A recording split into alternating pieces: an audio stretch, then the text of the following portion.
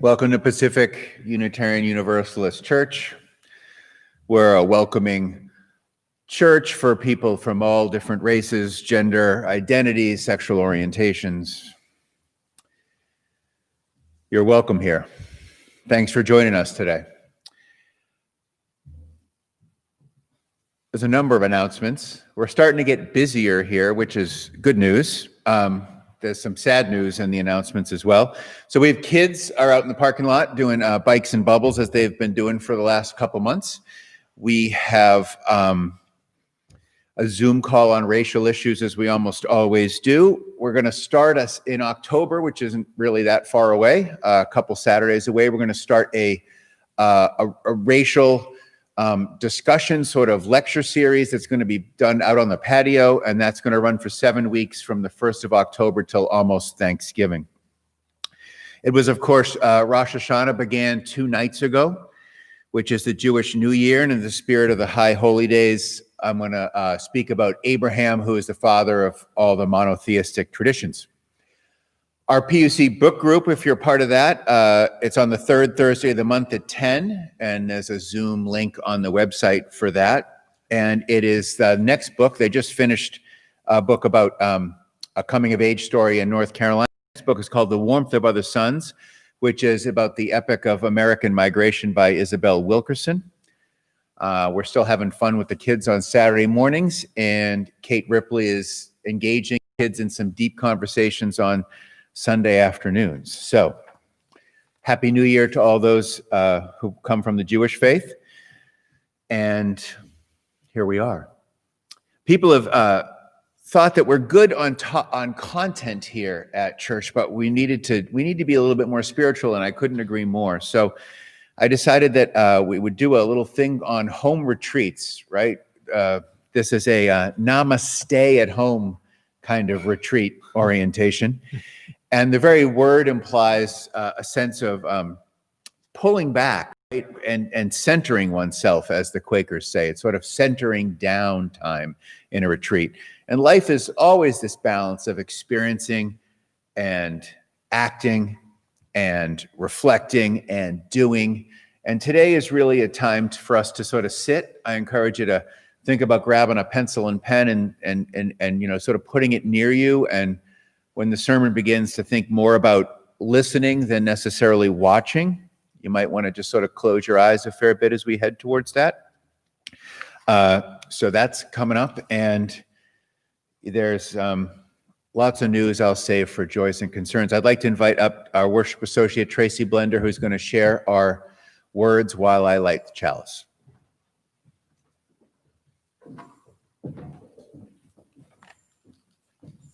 Good morning. We light this chalice, symbol of free faith. May its steady flame be a beacon of welcome who seek a source of courage to conquer fear and a blaze of hope for the despairing. It illuminate the path toward wholeness and peace. Lashana Tova. Happy Rosh Hashanah. This is high holy days for those of the Jewish faith and those of the Jewish culture, which is a little bit more how me and my family approach Judaism, or our Junitarianism, as we like to call it. Not a real thing, I have been asked. I wanted to share what I did with my children to celebrate and honor this period of time in the year following the Hebrew calendar. And as most of us, when you have more than one child, and those of you without children, probably more than one dog, you get confused about their names. So I have a Savannah and an Isabel, and to get me out of trouble with them, I just call them Civisabel, and I make my life much easier. They don't get so angry with me. So on Rosh Hashanah, we would have a wonderful feast. And on the morning after Rosh Hashanah, we would get up and we had a journal that I would keep with Civisabel. And that journal would start to mark looking at the last year and thinking about the things that maybe we could make amends for, things, people, things, places, things we might have done that maybe we're recognizing we shouldn't have. And for the little girls, there were a few things, hitting my sister, the typical things. One of my favorites was they had a bunk bed. Isabel slept on the top, Savannah slept on the bottom, and Isabel wrote in her journal that she was very young, might I add, that she will stop drooling on Savannah's pillows. A horrifying thought, but we were glad she decided to stop. So we would write down these amends, and then we would take the next few days to address them. So call the people we felt maybe we had incorrectly argued with, make amends wherever we needed to make amends to the earth if we felt we hadn't been recycling enough, on and on, until we reached Yom Kippur. And on Yom Kippur, I would fast. My children would not. And fasting through the day was just sort of walking through the day and honoring the work we had done through the week, honoring all the things maybe we hadn't recognized, and honoring the things in the world that could still use to be corrected. And then on sunset of Yom Kippur, we would go ahead and break fast and have our meal and know that we were starting a brand new year clean. And that is how the Blender Woodward family decided to celebrate the high holidays.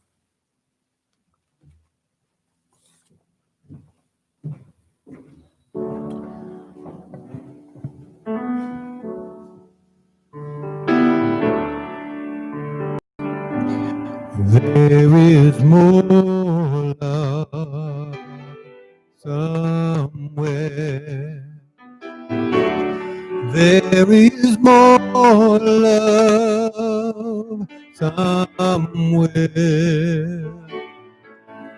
I'm gonna keep on till I find it. There is more love somewhere. There is more hope somewhere. There is more hope somewhere. I'm gonna keep on till I find it. Yeah. There is more hope somewhere. There is more peace somewhere. There is more peace somewhere. I'm gonna keep on till I find it. There is more peace somewhere.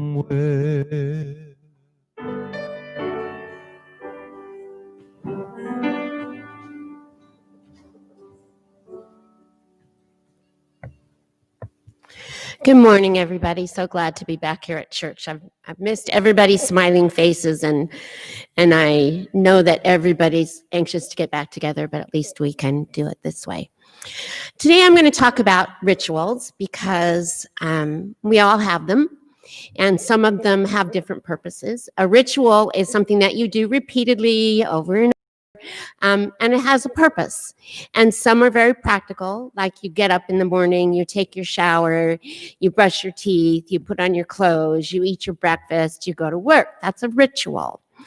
So, and when you go to bed, you might have rituals as well. You might have dinner and watch TV, and then you might kiss everybody. In my house, we kissed everybody goodnight, and my mother would read a story, and then we would say our prayers.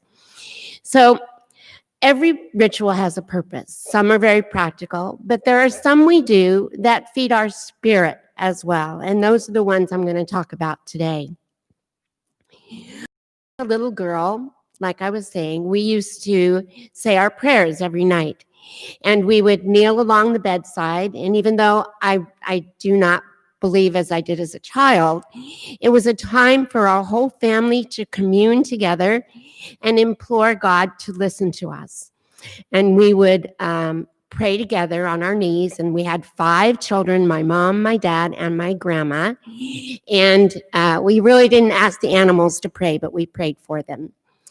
And we would say, now I lay me down to sleep, pray the Lord my soul to take. If I should die before I wake, I pray the Lord my soul to take. So some of it I don't really remember, but, and then we would say blessings. We would say, and please bless mama and daddy and grandma and all the animals and whoever else was in our life at that time. And that was a way to feed our spirits. Now, today, there are lots of different ways that you can feed your spirit. And it's important that we do that because we have a life that is of the world and we have a life that is of our spirit, whatever way that you think about that.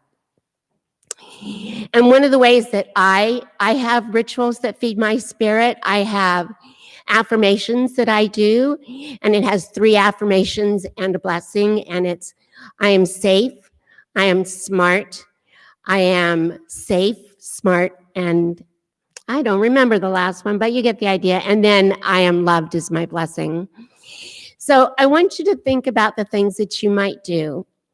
One thing that I would have loved as a kid is to pick a theme or pick an idea for the week, and maybe 3 days out of the week, you get together as your family, or maybe just you by yourself, and think about some songs that might go along with that theme that would refresh your inner self and make you feel one with the world around us. And then you could listen to the songs and then you could talk about them together.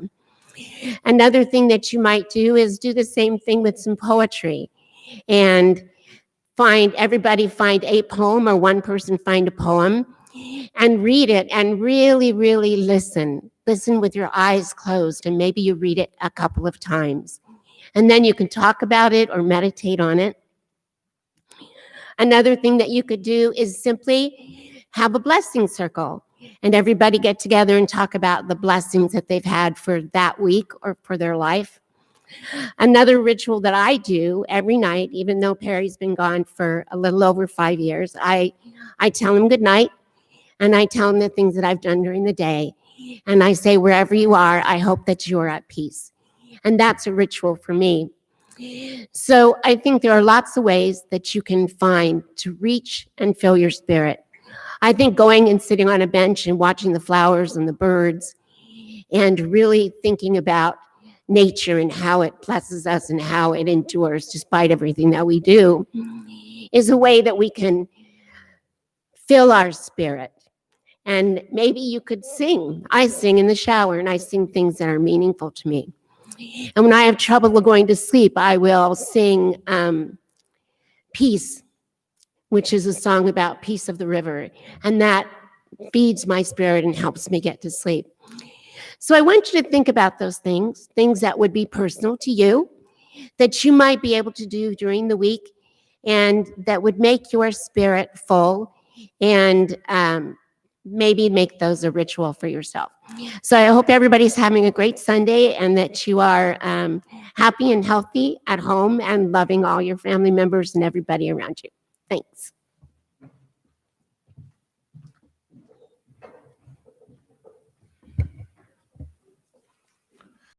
Lisa. I want to invite Gary Hart down to light our Joys and Concerns candle. It's a busy week for Joys and Concerns. It's a busy and hard year, isn't it? We've probably all heard at this point that Ruth Bader Ginsburg passed away this week, which is meaningful given that she died on the day of Rosh Hashanah. Meaningful because of how just cool and righteous she was, jumping from the streets and the fights for women's rights right into the Supreme Court. And it's also, of course, meaningful for a divided nation as we head into an election that will test who we are and who we will become. So there's certainly this candle represents a concern for Ruth and for our nation and the vision of us moving forward. There's also fires in California, fires that are in themselves dramatic, even more so because the background is a broader climatic crisis we're not dealing with. Up here on the hill, we can smell that smoke from time to time, and we have our beloved Camp de Benneville, which is very close to fires, like very close to fires right now. And they're all safe, the people at the camp, but we're all hoping that that doesn't burn as it could. And yet at the same time, the bad news just keeps coming. We have Mal and Linda Verges, Mal's longtime members. They were here mostly when Al was here, but they're still members, and Mal is in the process of passing away. I was just at a gathering with Linda and the family yesterday, and they have Zoroastrian history, and I heard some great Persian prayers, and there's just, sadness and the dignity of a good man falling away. Then there's Brandon Garcia, who's just had his cast removed. We need some good news, and he was on the Zoom call with me and the kids in the morning, and it was just great to see him crawling around and moving without these difficult, sort of almost like engineering style apparatus attached to his young, 1 to 2 year old legs. So there's joys and concerns all around. Chelsea Seitz is home recovering from elbow surgery. Lisa, who we just heard from, was planning her own surgery that got canceled because of a kind of a medical, bureaucratic snafu, and all that is on our mind these days. And in that spirit, I invite up Tracy to share a prayer with us before we go to a time of meditation.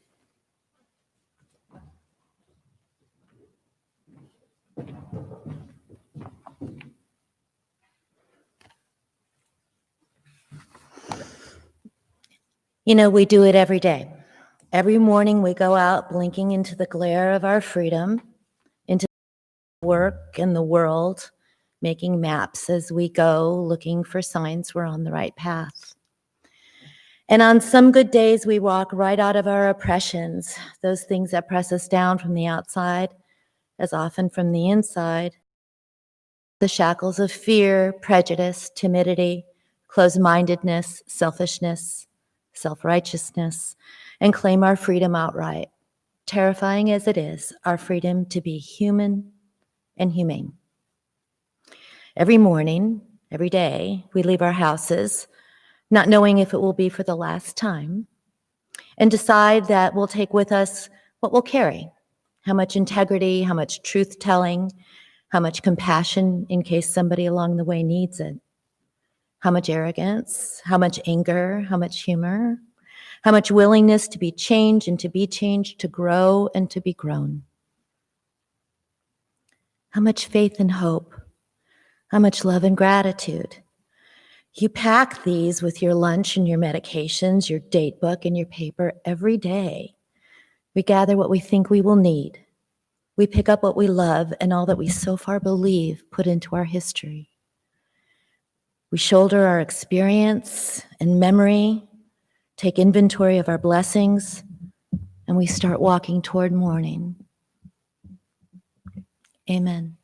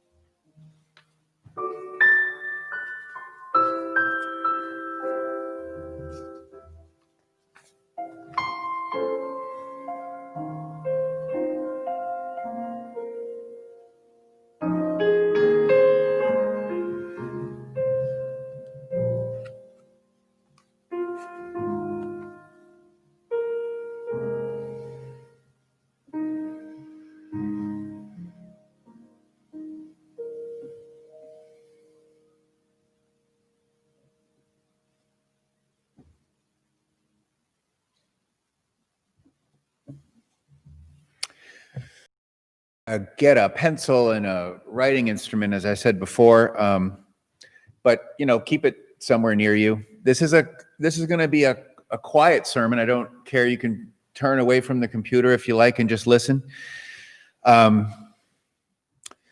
Retreat is a powerful idea. You retreat to find your center. You retreat to come back to the truest sense of you. I promise you, you'll feel compelled to pick up those things that everyday life demands. The relationship dramas, the work, the stress will be there when you're done. I promise. Retreat's not that powerful. So before I list any techniques, I want you to imagine that you have a soul. We have lots of intellectual conversations in this church about whether we have souls and not have souls and whether there's gods or that not there's gods. But maybe we don't have to go down that intellectual rabbit hole today. For the next 10 minutes, 15 minutes, you have a soul, you have an inner you, maybe an eternal you. Regardless, the youest of you is inside somewhere. Accept that. Today, I am speaking to that you even more than normal. Maybe you close your eyes. Part of that you is like a child before you put on the apparatus of life. When Jesus says that none shall enter the kingdom of heaven except as a child, he's talking about that youest you. Holy and imperfect together, lovable like all children are. For whatever reason, be that you right now. Let's just practice. We're going to do in and out of things that'll feel meditative.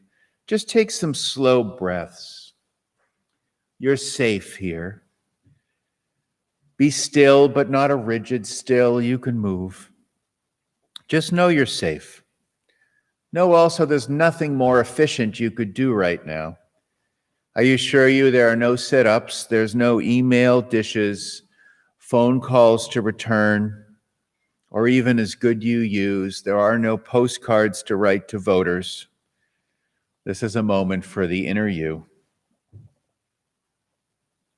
You are a creature of the universe, as well as being a soul.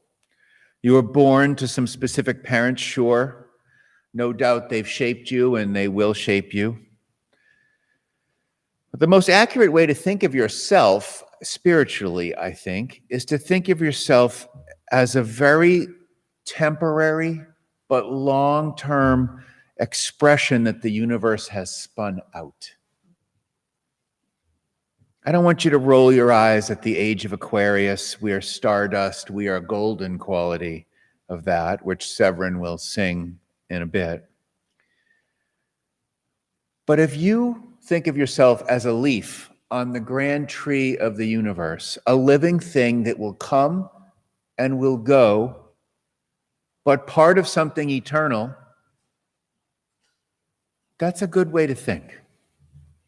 Take that in. I invite you today to not first be Steve or Tracy or Frank or Vivian or anyone else. You're a child of the universe, specifically a child of planet Earth, of this time, of God, if that's meaningful to you. Certainly physically, you're not eternal in the form you know yourself of, but you are part of something eternal. I want you to take your hands and just start to feel your body. Feel that you-ness that is your body. Take different parts, touch all different spots. Embody that physicality. It may not always be you. You might have a soul that transcends this time. That's fine. For better or worse, you are the you in that form right now. In Unitarian Universalism, we think a lot about what we can do. We take old values, we're the tradition that sort of digests new truths through the history of tradition and all those historic values that we have. We tend to want to embody new things into the world. But right now, I want you to take anti-doing as your thing. Seize the opportunity to just be. I want to walk through a cosmic journey.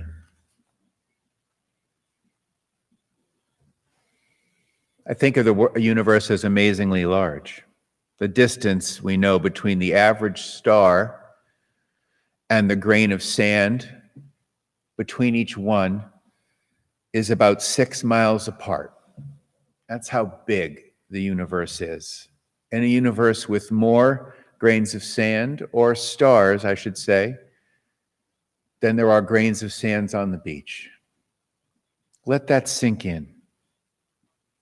You're small, but you're unique. My spirituality and peace of mind is rooted in giving myself something to do in this life, giving myself a sense of purpose. But here's a way to find yourself in the role of just an experiencer of the universe, just to be. I want you to imagine yourself breathing in through your nose, glittering white light. Breathe it in. 1, 2, 3. And then exhale out all your anxieties and fears. 1, 2, 3, 4. Breathe in glittering white light. Breathe out all those human fears you have. The light through your nose. Out goes the fears and the want from your mouth. That light you're breathing in is purifying your consciousness and settling your nerves. You're entering a deeper world, and you realize you are part of it, not separate. You're standing now at the top of a massive, very cool, beautiful spiral white staircase. As you breathe, that staircase arcs its way downward gently. You feel how smooth it feels on your bare feet. Almost magically so. You are barefoot and your hand follows the wide sloping handrail that guides you down. You've never seen a staircase more simple or more elegant. Downly, slowly you walk, descending into another realm of consciousness. After what feels like a few wide, cool circles on that staircase, you reach the last step and step out into soft, cut grass, the perfect soft lawn. It guides you. Thoughtlessly, you walk deeper into your truest you self. You look around. You realize that you're in a cathedral, a woodland area, no buildings, but trees that are spaced out like in a magical painting. The valley floor is spacious and butter soft with the grass. Sunlight sprinkles through the high arching branches of these gorgeous big trees. There's a fresh brightness in the air, as if a shower just passed, leaving everything a little dewy, so clean. You look around. You feel the experience as much as you see it. It's a temple without a building. And not far away, you feel compelled to move slowly towards these white stones that beckon you towards an arch in these overhanging trees. You're drawn towards a light inside them. You walk slowly towards it, enjoying the cathedral you're in. This archway feels like a threshold, a portal, but there's no fear. You step closer towards the light and are calmed by the light in the trees. It closes in. As you move forward, it takes you from the forest to a place that feels like outer space. Both light and dark start to surround you. Magical little fireflies that are actually stars whirl about. Wordlessly, what were moments ago you sitting or lying still became a staircase, then a forest, and now all of space. Magically, without being disjointing, you feel like you're on a tour of all that's true, the nature of things. You stand now in this sea of stars that move around you. You see now in a way you never did before, the way galaxies are God or Tao. They're all right and they're all wrong. You two are a part of the incarnate and eminent, the ebb and flow of incarnation and things that don't yet exist. The crest and trough of existence and non-existence. You and all your uniqueness is really just a play of this one energy. It calms you. It begs you to enjoy. In a way, it feels more intuitive than learned, and you've grasped the vastness of everything and appreciate the uniqueness of being alive. Amen. Amen to the meditation. In thinking about how to incorporate moments like that, maybe that's your kind of thing, maybe it's not. If you're thinking of a generic way to create a home retreat or to find a little bit more spirituality in your life, I think you should start by witnessing your week. Walk through your days and realize where there are gaps, where there are slivers and chunks of time that feel a little more poignant. Maybe it's the minute you drop off the kids at school, or early evening just after the cat gets fed, before you watch your favorite sitcom. Just look for them. They're personal. Like Lisa said, they're personal rituals. in your life, I encourage you to find a few times to sit comfortably for a minute, be it in the car, and let your body center down, as I said, the Quakers call it. Find a truer you. Breathing. It doesn't have to be forced. There's no really right way to do it. Just let yourself breathe. You don't have to figure that you're going to move to the edge of a mountain, wear a gown, and grow a beard to think that you owe yourself, perhaps your God, and all the future that you will encounter these times of peace.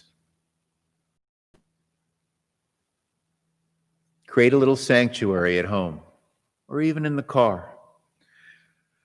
Drag in the things that are symbolically going to center you. Participate in some ritual acts. Make them your own. Keep them simple. Louise Kinston, an Episcopal priest, took Psalm 46 and broke it down. Here's one simple technique. Be still and know that I am God. Be still and know that I am. Be still and know that I. Be still and know that. Be still and know. Be still. Be. Be still and know that I am God. Be still and know that I am. Be still and know that I. Be still and know that. Be still and know. Be still and be still. Be. Time to touch your inner you. Each day, if you each week. Amen. And now for something less holy. This is our offertory. And there was a drunk person who stumbled into a baptismal service at a church one Sunday. She proceeded to walk down up to the baptistry, and the minister turned and noticed the woman, said, "Ma'am, are you ready to find Jesus?" The drunk woman looked back and said, "Yes, preacher, I sure am." Preacher then dunked her, and the woman pulled her back up and asked her if she found Jesus. "No, I didn't," the woman said. The preacher dunked her again for a little bit longer, pulled her back up and said, "Did you see Jesus? Did you find Jesus?" She said, "I have not." One more time, the preacher dunks the woman under the water, pulls her back up. "My good lady, have you found Jesus yet?" Drunk woman was very distraught, wiped her eyes and said to the pastor, "Are you sure this is where he fell in?" Give generously for the life and work of this church.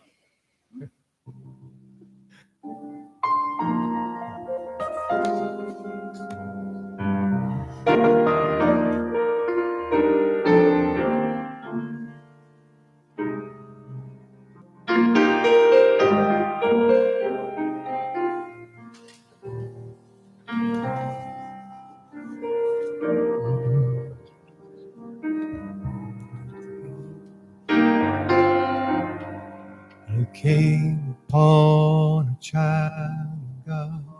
He was walking along the road, and I asked him where he was going, and this he told me: "I'm going down to Yesgow's farm, gonna join in a rock and roll band. Gonna camp out on the land and get my soul free. We are stars We are golden, and we've got to get ourselves back to the garden.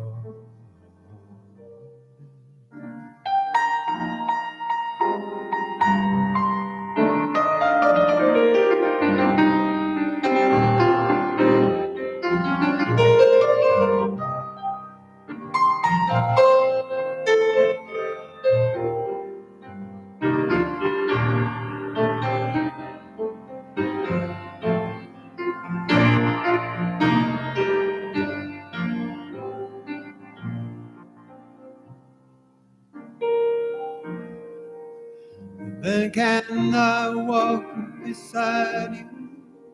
I have come to lose the small.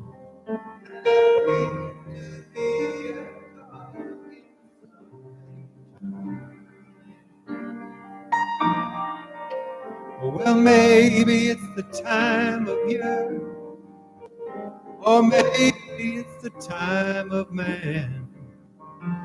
I don't know who I am, but I know life is for learning. We are stardust, we are golden. We've got to get ourselves back to the garden.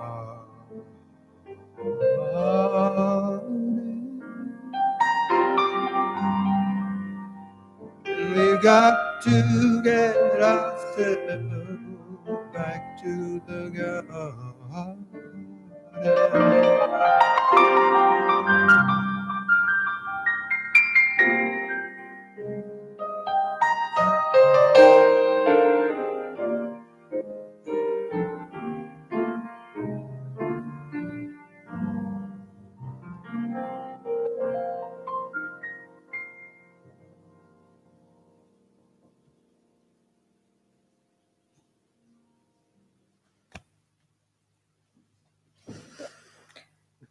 This church is dedicated to the proposition that behind our differences, beneath our diversity, there is a unity that makes us one and binds us forever together, in spite of time and death and stars. We pause in silent witness to that unity.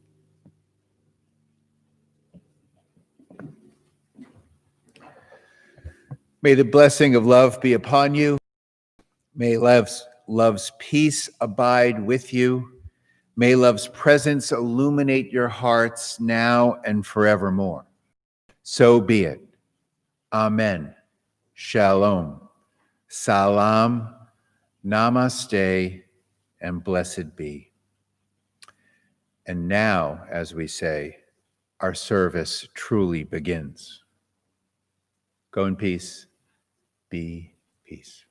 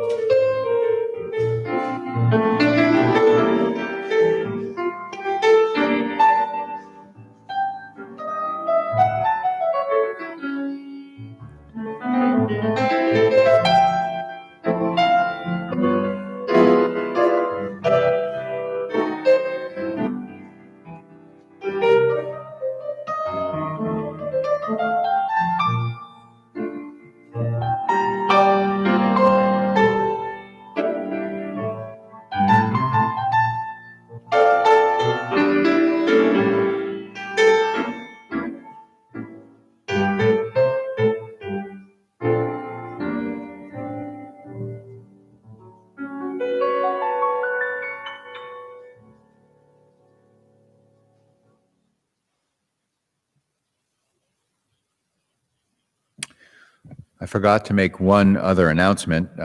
Thank you for being here.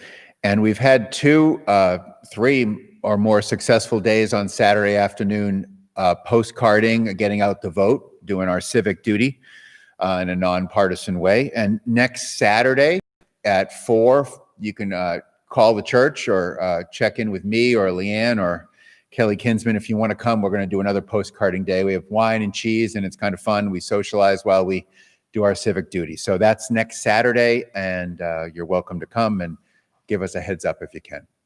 Thanks for joining us this Sunday.